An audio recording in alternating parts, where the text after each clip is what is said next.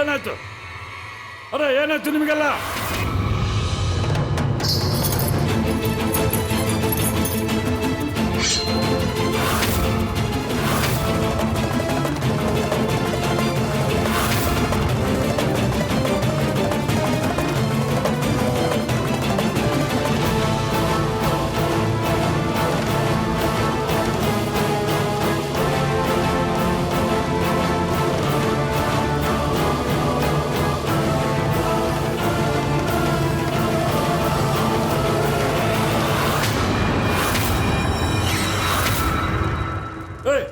ಎದ್ದೇಳು,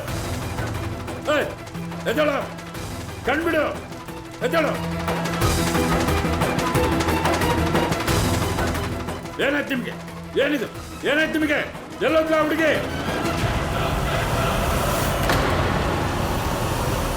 ನನಗೇನೋ ಗೊತ್ತಿಲ್ಲ, ಅದೇನೋ ಗೊತ್ತಿಲ್ಲ, ಇದ್ದಕ್ಕಿದ್ದಂಗೆ ಎಲ್ಲ ಕುಸ್ತೋಯ್ತು. ನಾನು ಮೂರ್ಛೆ ಹೋಗ್ಬಿಟ್ಟೆ. ಆದ್ರೆ ಈ ಹುಡುಗಿ ಎಲ್ಲೋದ್ಲವಳು? ಅದನ್ನೇ ನಾನು ಕೇಳ್ತಾ ಇರೋದು, ಎಲ್ಲೋದ್ಲವಳು ಅಂತ. ಪಾತಾಳಕ್ಕೆ ಹೋದ್ಲಾ, ಆಕಾಶ ಕಾರದ್ಲಾ? ನಡಿ ಹುಡ್ಕೋಣ, ಬಾ.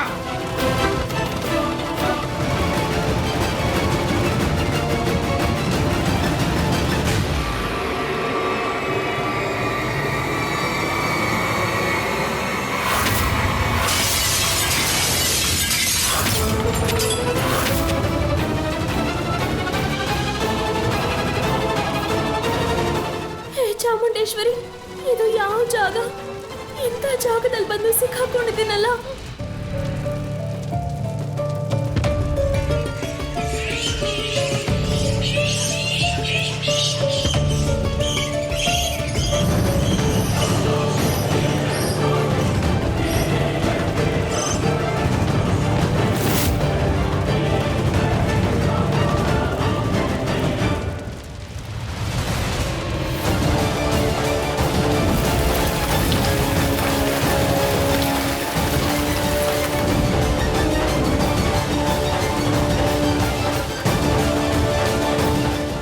ಕೊಟ್ಟು ಮಾತಾಡಿ.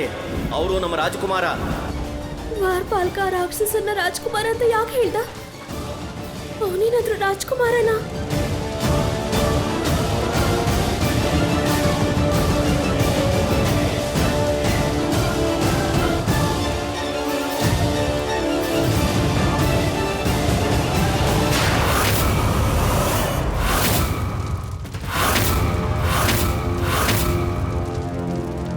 ಇದಂತೂ ಅದೇ ದುರಹಂಕಾರಿಯ ಚಿತ್ರ.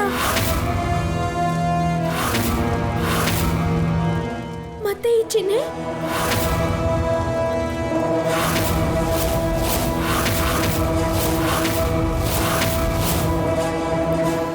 ಇದು ಅದೇ ಸೂರ್ಯನ ಚಿಹ್ನೆ.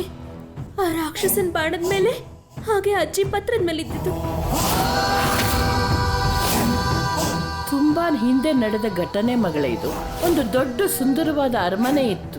ಅರಮನೆ ತುಂಬಾ ದೊಡ್ಡದು. ಮತ್ತೆ ಅಲ್ಲಿಯ ಮಹಾರಾಜ ತುಂಬಾ ದೊಡ್ಡ ಸಾಹಸಿ ಆಗಿದ್ದ, ವೀರ ಆಗಿದ್ದ. ಮತ್ತೆ ಅವನ ರಾಣಿ ತುಂಬಾ ಸುಂದರವಾಗಿದ್ಲು, ಚಂದ್ರನಂತೆ ಬೆಳಗ್ತಾ ಇದ್ಲು. ಇಬ್ರಲ್ಲೂ ತುಂಬಾ ಪ್ರೀತಿ ಇತ್ತು. ಅವರಿಬ್ರಲ್ಲೂ ಎಷ್ಟು ಪ್ರೀತಿ ಇತ್ತು ಅಂತಂದ್ರೆ, ಎರಡು ದೇಹ ಒಂದೇ ಜೀವ. ಅವರಿಬ್ರು ಜೀವನ ತುಂಬಾ ಸುಖವಾಗಿತ್ತು. ಅರ್ಥ ಆಗ್ತಿದೆಯಲ್ಲ? ಆದ್ರೆ ಅವ್ರ ಸುಖಕರವಾದ ಜೀವನದಲ್ಲಿ ಯಾರ್ದೋ ಕೆಟ್ಟ ದೃಷ್ಟಿ ಬಿತ್ತು. ಯಾರ್ದು? ಡಾಕಿನಿದು. ಆ ಡಾಕಿನಿ ತುಂಬಾ ಕ್ರೂರವಾಗಿದ್ಲು. ಅವಳು ತನ್ನ ಸೌಂದರ್ಯನ ಕಾಪಾಡ್ಕೊಳಕ್ಕೆ, ತನ್ನ ಯೌವನನ ಕಾಪಾಡ್ಕೊಳಕ್ಕೆ ಎಲ್ಲ ಯುವಕರ ರಕ್ತ ಕುಡಿತಿದ್ಲು. ಹೀಗಿರುವಾಗ ಒಂದು ದಿನ ಅವಳು ಆ ಮಹಾರಾಜನನ್ನು ತನ್ನ ವಶ ಮಾಡಿಕೊಂಡ್ಳು. ಆಮೇಲೆ ಆ ರಾಜ ಅವಳನ್ನ ಪದೇ ಪದೇ ಭೇಟಿ ಮಾಡ್ತಿದ್ದ. ರಾಣಿ ಚಿಂತಿಸ್ತಿದ್ಲು. ಆ ಸಮಯದಲ್ಲಿ ರಾಣಿ ಗರ್ಭವತಿ ಆಗಿದ್ಲು. ಅರ್ಧಚಂದ್ರನ ರಾತ್ರಿಗಳಲ್ಲಿ ಆ ಡಾಕಿನಿ ತನ್ನ ಬೇಟೆಗಾಗಿ ಹೊರಡ್ತಿದ್ಲು. ಒಂದು ರಾತ್ರಿ ಅವಳು ರಾಜನ ಕರೆಸ್ಕೊಂಡ್ಲು. ರಾಜ ಅವಳನ್ನ ಭೇಟಿ ಮಾಡಕ್ ಬಂದ. ಆದ್ರೆ ಡಾಕಿನಿ ಆ ರಾಜನ್ನ ಕೊಂದು ಅವನ ರಕ್ತನೇ ಕುಡಿದ್ಬಿಟ್ಲು. ಇದನ್ನ ನೋಡಿ ರಾಣಿ ತುಂಬಾ ಹೆದರ್ಕೊಂಡ್ಲು. ಅವಳು ಓಡಕ್ ಶುರು ಮಾಡಿದ್ಲು. ಆಗ್ಲೇ ಅವಳು ರಾಜ್ಕುಮಾರಿಗೆ ಜನ್ಮ ನೀಡಿದ್ಲು. ಡಾಕಿನಿ ರಾಣಿನ ಕೊಂದು ಬಿಟ್ಲು. ಮತ್ತೆ ಮಗುನ ಕರ್ಕೊಂಡು ಅರಮನೆಗೆ ಬಂದ್ಲು. ಮಗಳೇ, ಈ ಅರಮನೆದು ಬೇಕಾದಷ್ಟು ರಹಸ್ಯಗಳಿದೆ. ನನ್ಗೆ ಅಜ್ಜಿ ಕತೆ ಹೇಳ್ತಿದ್ರಲ್ಲ, ಇದು ಅದೇ ಅರಮನೆ ಅಲ್ಲ ಅಲ್ವಾ? ಹಾಗಾದ್ರೆ ಇದೇ ಅರಮನೆ ರಾಜ್ಕುಮಾರನ್ ಜೊತೆ ನನ್ ಮದ್ವೆ ಆಯ್ತಾ?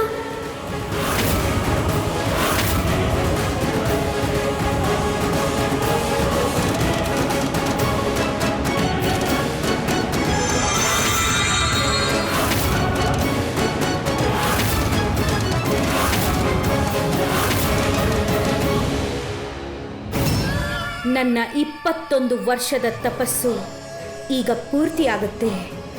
ಇನ್ನು ಕೆಲವೇ ಸಮಯದಲ್ಲಿ ಪೂರ್ಣ ಚಂದ್ರ ಗ್ರಹಣ ಆಗುತ್ತೆ. ಆಗ ಚಂದ್ರಲೇಖ ಸುಲಭವಾಗಿ ಅವಳ ಗುರಿಯನ್ನು ಮುಟ್ತಾಳೆ.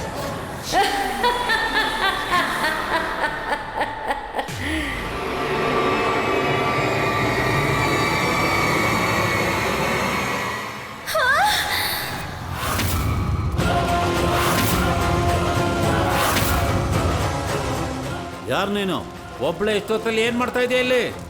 ಇದು ಯಾವ ಜಾಗ? ಇದು ಅರಮನೆನಾ? ಹೇಳಿ, ಇದು ಅದೃಶ್ಯ ಮಹಲ್ ಅಲ್ಲ ಅಲ್ವಾ? ನೀ ಹೇಗ್ ಬಂದೆ ಇಲ್ಲಿಗೆ? ಹೇಗೋ ಇಲ್ಲಿವರೆಗೂ ಬಂದಿದ್ಯಾ? ಇನ್ನು ಹಿಂತಿರುಗೋಗೋ ಮಾತೇ ಇಲ್ಲ. ಇಲ್ಲಿಗೆ ಬರಕ್ ಮಾತ್ರ ದಾರಿ ಇರೋದು, ಹೋಗಕ್ಕಂತೂ ಇಲ್ವೇ ಇಲ್ಲ.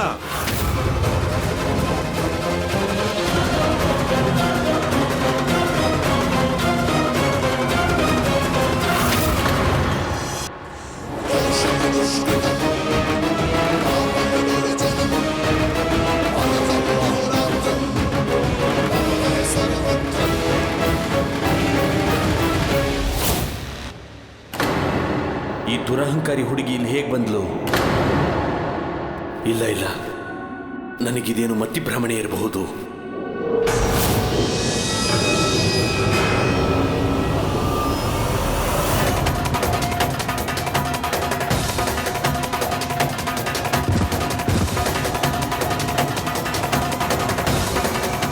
ಕನ್ಯೆನ ಮುಂದ್ ಕಳಿಸಿ ವರ ಇನ್ ಬರ್ಲಿ.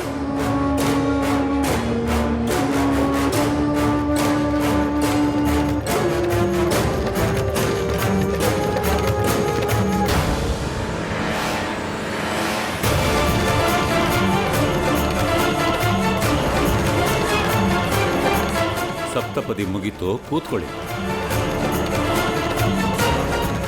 ರಾಜ್ಕುಮಾರ, ಈ ತಾಳಿಯನ್ನು ವಧುವಿಗೆ ಕಟ್ಟಿ ಮದುವೆಯನ್ನು ಪೂರ್ಣಗೊಳಿಸು.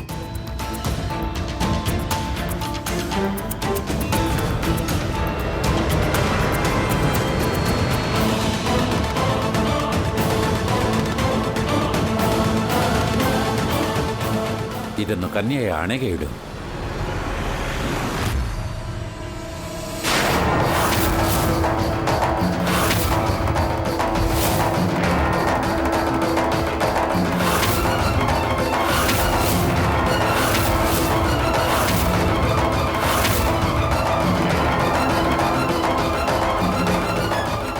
ಅಂದರೆ ಇದು ನನ್ನ ಮತಿಭ್ರಮಣೆಯಲ್ಲ, ನಿಜವಾಗ್ಲೂ ಆ ದುರಂಕಾರಿ ಹುಡುಗಿ ಇಲ್ಲಿ ಬಂದಿದ್ದಾಳೆ.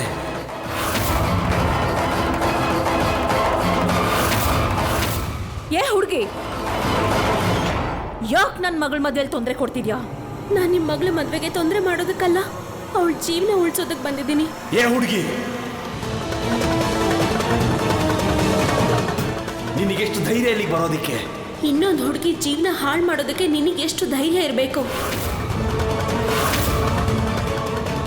ಈಗಾಗಲೇ ನೀನು ನನ್ನ ಬಲವಂತ ಮಾಡಿ ಮದುವೆ ಆಗಿ ನನ್ನ ಜೀವನ ಹಾಳು ಮಾಡಿದೆ. ಈಗ ಈ ಹುಡುಗಿ ಜೀವನ ಹಾಳು ಮಾಡಕ್ ಬಂದಿದ್ಯಾ? ಆದ್ರೆ ಹಾಗಾಗೋಕೆ ನಾನು ಬಿಡಲ್ಲ. ನಿನ್ ನಿಜ ರೂಪನ ಎಲ್ಲರಿಗೂ ಹೇಳ್ತೀನಿ. ಅಮಾಯಕ ಹುಡುಗಿ ಜೀವನದಲ್ಲಿ ಆಟ ಆಡೋದಕ್ಕೆ ನಾನು ನಿನಗೆ ಅವಕಾಶ ಕೊಡ್ತೀನಿ ಅನ್ಕೋಬೇಡ.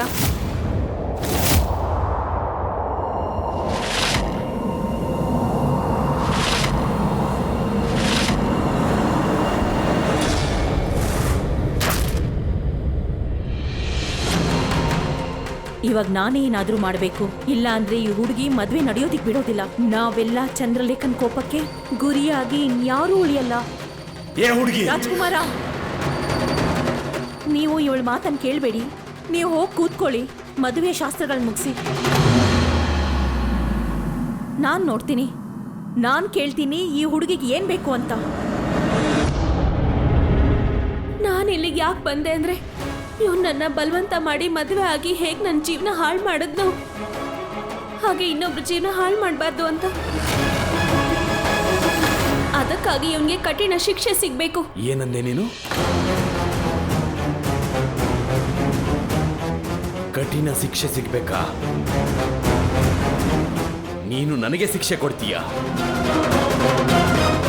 ನಿನಗೆ ಗೊತ್ತಾ ನಾನು ಯಾರಂತ? ನನ್ನ ಹೆಸರು ಅಧಿರಾಜ್ ಅಂತ.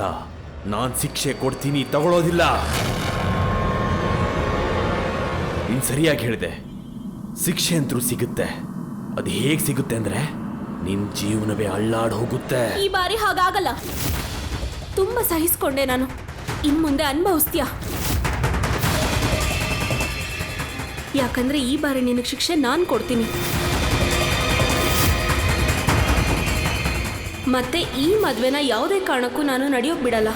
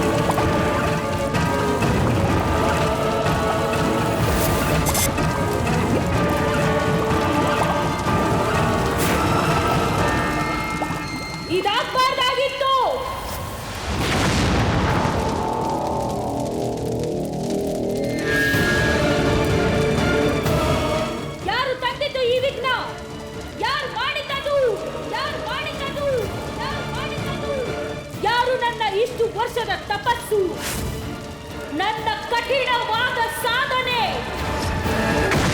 ಹಾಗೂ ನನ್ನ ಎಲ್ಲ ಕನಸುಗಳು ಪೂರ್ತಿಯಾಗೋದಕ್ಕೆ ವಿಘ್ನ ತಂದಿದ್ದಾರೆ.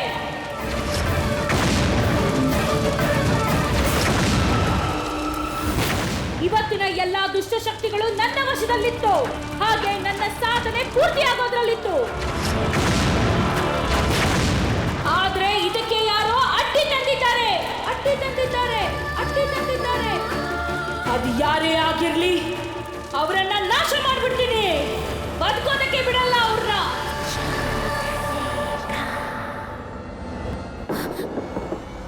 ಇದೇನ್ ಮಾಡಿದೆ ನೀನು? ಏನ್ ಮಾಡ್ದ? ಅನ್ಯಾಯ ಆಗೋದನ್ನ ತಡೆದಿದ್ದೀನಿ. ಒಂದ್ ಹುಡುಗಿ ಜೀವನನ ಕಾಪಾಡಿದ್ದೀನಿ. ಇಷ್ಟೆಲ್ಲ ಮಾಡಿದ್ರು ಕೂಡ ನನ್ನ ಎದುರುಗಡೆನೆ ಹೀಗೆ ಮಾತಾಡ್ತಿದ್ಯಾ ನೀನು? ಮನುಷ್ಯ ತಪ್ಪು ಮಾಡಿದಾಗ ಮಾತ್ರ ಒಂದು ಧ್ವನಿ ಕಡಿಮೆ ಆಗೋದು. ಹಾಗೆ ನಾನು ಯಾವ ತಪ್ಪು ಮಾಡಿಲ್ಲ. ತಪ್ಪಲ್ಲ, ಇದು ಅಪರಾಧ. ಯಾರಾದ್ರೂ ತಪ್ಪು ಮಾಡಿದ್ರೆ ಅವರನ್ನ ಹಾಗೆಯೂ ಕ್ಷಮಿಸಲಾಗುತ್ತೆ. ಆದರೆ ಅಪರಾಧ ಮಾಡಿದವರಿಗೆ ಯಾವತ್ತಿಗೂ ಇಲ್ಲ. ಅವರಿಗೆ ಸಿಗೋದು ಒಂದೇ ಒಂದು ದಂಡನೆ. ನೀನ್ ಮಾಡಿದ ಕೃತ್ಯಕ್ಕೆ ಏನಂತ ಹೆಸರು ಕೊಡ್ತೀಯ? ತಪ್ಪು ಅಥವಾ ಅಪರಾಧನ? ಒಂದು ಹುಡುಗಿನ ಬಲವಂತವಾಗಿ ಮದ್ವೆ ಆಗೋದು, ಹಾಗೆ ಅದೇ ದಿನ ಇನ್ನೊಂದು ಹುಡುಗಿ ಜೊತೆ ಹಸೆ ಮಣೆ ಏರೋದು, ಇದು ಅಪರಾಧ ಅಲ್ವಾ? ಹೇಳು. ಕನಕ, ಏನ್ ಮಾಡ್ತಿದ್ಯಾ? ಅಧಿರಾಜನ ಮುಂದೆ ನಿನ್ನ ಮಾಟದ ಶಕ್ತಿ ಪ್ರಯೋಗ ಮಾಡ್ತಿದ್ಯಾ? ಅಧಿರಾಜನಿಗೇನಾದ್ರೂ ಗೊತ್ತಾದ್ರೆ ನೀನು ಮನುಷ್ಯಳೆಲ್ಲ ಮಾಟಗಾತಿಯ ಅಂತ. ಈಗ್ಲೇ ಇಷ್ಟೊಂದು ಆಪತ್ತುಗಳು ಎದುರಾಗ್ತಿದೆ, ಅದ್ರಲ್ಲೂ ನೀನೊಬ್ಬ ಮಾಟಗಾತಿ ಅಂತ ಅಧಿರಾಜನಿಗೇನಾದ್ರೂ ಗೊತ್ತಾದ್ರೆ ಎಂತ ವಿನಾಶಕಾರಿ ಬಿರುಗಾಳಿ ಹೇಳುತ್ತೆ ಅಂದ್ರೆ, ನಮ್ಮ ಇಷ್ಟು ದಿನಗಳ ಶ್ರಮ, ನಮ್ಮ ಕನಸು, ನಮ್ಮ ಅಸ್ತಿತ್ವ ಎಲ್ಲವೂ ನಷ್ಟ ಆಗತ್ತೆ ಕನಕ. ಬಿರುಗಾಳಿ ತರ ಈ ಹುಡುಗಿ ನನ್ನ ಜೀವನಕ್ಕೆ ಬಂದಿರೋದು ಎಲ್ಲ ಹಾಳು ಮಾಡ್ಬಿಟ್ಲು ಇವಳು. ಏನ್ ಮಾತಾಡ್ತಿದ್ಯಾ ನೀನು? ಅವಳೊಬ್ಬ ಸಾಮಾನ್ಯ ಮನುಷ್ಯಳು, ಕೇವಲ ಮನುಷ್ಯಳು. ಮತ್ತೆ ಮನುಷ್ಯರಿಗೆ ನಮ್ಗಿಂತ ಶಕ್ತಿ ಇರೋದಿಲ್ಲ. ಅವರು ನಮ್ಮ ಡಾಕಿನಿಯರ ಜೀವನ ನಾಶ ಮಾಡುವಷ್ಟು. ಜೀವನ ನಾಶ ಮಾಡೋದು ನಮ್ಮ ಕೆಲಸ, ಮಾಟಗಾತಿಯರ ಕೆಲಸ. ನೀನು ಆ ಹುಡುಗಿ ಬಗ್ಗೆ ಚಿಂತೆ ಮಾಡಬೇಡ. ನೀನ್ ತಮಾಷೆ ನೋಡ್ತಾ ಹೋಗು. ನಾವು ನಮ್ಮ ಕೈಗಳನ್ನ ಮಸಿ ಮಾಡ್ಕೊಳ್ಳೋ ಅವಶ್ಯಕತೆನೇ ಇಲ್ಲ. ಆ ಅಧಿರಾಜ ತಾನೇ ತನ್ನ ಕೈನಿಂದ ಕೊಂದ್ಬಿಡ್ತಾನೆ. ನಿಮ್ಮ ಮಾತು ನಿಜ ಆದ್ರೆ ಒಳ್ಳೇದಮ್ಮ. ಹಾಗೆ ಆಗತ್ತೆ. ನೀನ್ ನೋಡ್ತಾ ಹೋಗು ಅಷ್ಟೇ.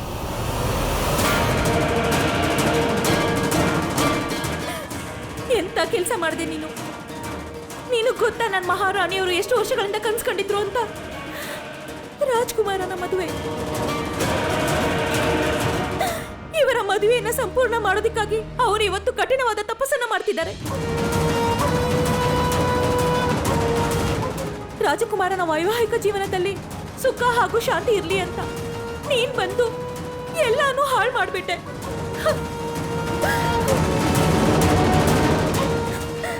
ಇವತ್ತೇನಾದ್ರೂ ಮಹಾರಾಣಿಯ ಕನಸು ಮುರಿದು ಬಿತ್ತು ಅಂದ್ರೆ ಅವ್ರ ಎದೆನೇ ಒಡೆದೋಗತ್ತೆ. ಅಮ್ಮ ಇಲ್ಲ, ನಮ್ಮಮ್ಮನ ಕನಸು ಹೀಗೆ ಹಾಳಾಗೋದಿಕ್ಕೆ ನಾನು ಬಿಡಲ್ಲ. ನಮ್ಮಮ್ಮನೇ ನನಗೆ ಈ ಜಗತ್ತು. ನನ್ನಿಂದ ಅವರಿಗೆ ದುಃಖ ಕೊಡಕ್ಕಾಗಲ್ಲ, ಯಾವತ್ತಿಗೂ ಇಲ್ಲ. ಅಬ್ಬಬ್ಬಾ, ನಿನಗಂತೂ ನಿನ್ನ ತಾಯಿ ಬಗ್ಗೆ ತುಂಬಾ ಕಾಳಜಿ ಇದ್ದಾಗಿದೆ. ಹಾಗಾದ್ರೆ ನಿನಗೆ ಅನ್ನಿಸ್ಲೇ ಇಲ್ವಾ, ನಿನ್ ತಾಯಿಗೆ ನೀನ್ ಮಾಡಿರೋ ಕೆಲ್ಸಗಳು ಗೊತ್ತಾಯ್ತು ಅಂದ್ರೆ ಅವ್ರಿಗೆ ಎಷ್ಟು ಬೇಜಾರಾಗತ್ತೆ ಅಂತ? ನಿನ್ನ ಮತ್ತೊಂದು ರೂಪ ಅವ್ರಿಗೆ ಗೊತ್ತಾಯ್ತು ಅಂದ್ರೆ ನಿನ್ನ ಹೀಗ್ ಬೆಳೆಸಿದಿನಲ್ಲ ಅಂತ ನೊಂದ್ಕೋತಾರೆ. ಆಮೇಲೆ ನೋಡು ಶಿಕ್ಷೆ ಯಾರಿಗೆ ಸಿಗತ್ತೆ ಅಂತ. ನಮ್ಮಮ್ಮ ನನಗೆ ಶಿಕ್ಷೆ ಕೊಡೋದಕ್ಕೆ ಸಾಧ್ಯನೇ ಇಲ್ಲ. ಹಾಗಾದ್ರೆ ಎಲ್ಲ ತಪ್ಪು ನಿನ್ ತಾಯಿದೆ ಅಂತ ಆಯ್ತು. ನೀನ್ ಮಾಡಿದ ತಪ್ಪಿಗೆಲ್ಲ ಅವ್ರು ನಿನ್ಗೆ ಸರಿಯಾದ ಶಿಕ್ಷೆ ಕೊಟ್ಟಿದ್ದಿದ್ರೆ ಆಗ ನಿನ್ನಲ್ಲಿ ಇಷ್ಟು ದುರಹಂಕಾರ, ಇಷ್ಟು ದುಷ್ಟತನ ಇರ್ತಿರ್ಲಿಲ್ಲ. ಏ ಹುಡುಗಿ, ನೀನೇನಾದ್ರೂ ನಮ್ಮಮ್ಮನ ಬಗ್ಗೆ ಒಂದೇ ಒಂದು ಮಾತು ಮಾತಾಡಿದ್ರೆ ನಿನ್ನ ನಾಲಿಗೆ ಕಿತ್ತು ಕೈ ಕೊಟ್ಬಿಡ್ತೀನಿ, ಹುಷಾರ್. ದೊಡ್ಡವರೊಂದು ಮಾತು ಹೇಳಿದ್ದಾರೆ, ಸತ್ಯ ತುಂಬಾ ಕಹಿ ಆಗಿರುತ್ತೆ. ಹಾಗೆ ಸತ್ಯ ಹೇಳೋರ್ ಬಾಯಿ ಮುಚ್ಚೋದ್ರಿಂದ ಸತ್ಯ ಸುಳ್ಳಾಗೋದಿಲ್ಲ.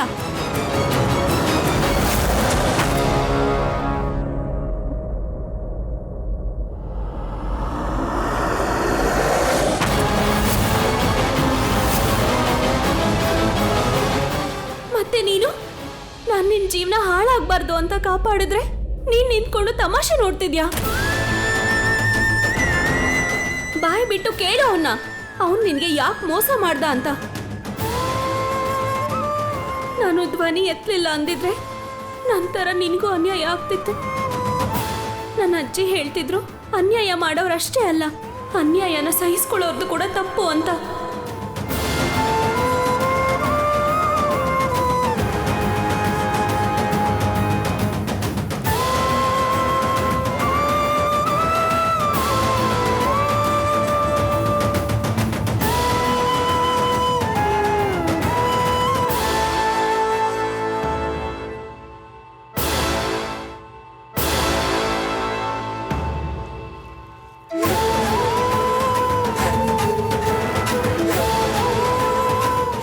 ಮಹಾರಾಣಿಯವರೇನಾದರೂ ಇಲ್ಲಿಗೆ ಬಂದರೆ ನನ್ನ ಕತೆ ಮುಗೀತು ಅಷ್ಟೇ. ಅವ್ರು ಬರೋಕ್ಕಿಂತ ಮುಂಚೆ ಈ ಜಾಗ ಖಾಲಿ ಮಾಡಬೇಕು.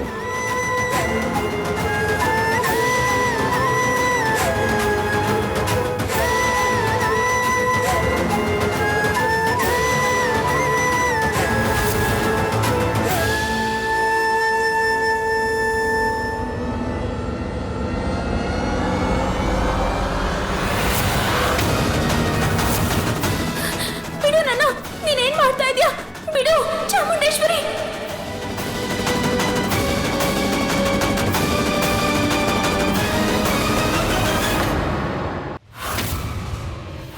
ಅವರಿಬ್ಬರ ಮದುವೆ ಆಯ್ತಾ?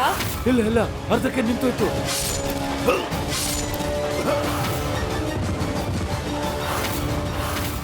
ಅಷ್ಟಕ್ಕೂ ಯಾರವರು? ನನ್ನ ಗುರಿಯನ್ನ ತಲುಪೋದಕ್ಕೆ ನನಗೆ ಅಡ್ಡಿ ತಂದವರು. ನನಗಿವತ್ತು ಖಾತ್ರಿ ಆಯ್ತು, ನಿನ್ಗೆ ಒಳ್ಳೆ ಶಿಕ್ಷಣನೂ ಸಿಕ್ಕಿಲ್ಲ, ಒಳ್ಳೆ ಸಂಸ್ಕಾರನೂ ಸಿಕ್ಕಿಲ್ಲ. ಈ ಮದುವೆಗೆ ಅಡ್ಡಿ ತಂದೋರು ಯಾರು? ನಾನೇ ತಟ್ಟಿದ್ದು.